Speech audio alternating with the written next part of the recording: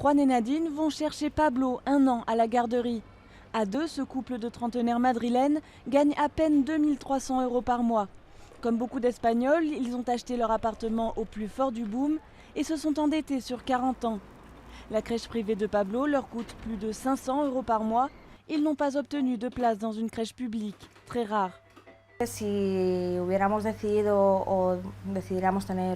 on décidait d'avoir un deuxième enfant, je me demande même s'il ne serait pas plus rentable que j'arrête de travailler à cause de tous les frais.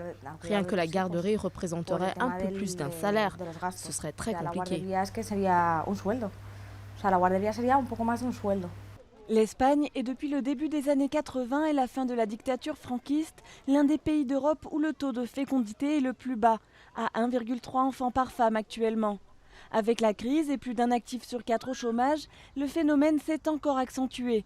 Depuis 2008, le nombre de naissances par an a baissé de près de 13%. Les femmes ont en moyenne leur premier enfant à plus de 31 ans. Dans une situation de chômage massif et de crise, malgré ce que peut faire l'État, si quelqu'un veut avoir un enfant dans de bonnes conditions, le plus normal est qu'il décide de reporter son projet, dans l'attente de jours meilleurs.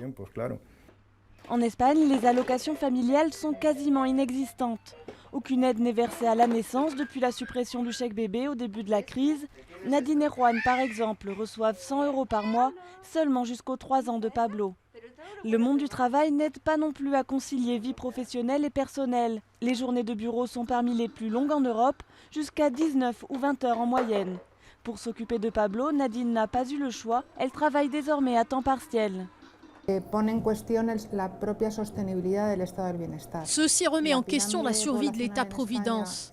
La pyramide des âges en Espagne est inquiétante. Fort heureusement, il y a beaucoup de personnes âgées et l'espérance de vie augmente. Mais ces personnes âgées, il faut s'en occuper, grâce au système des retraites, d'aide aux personnes.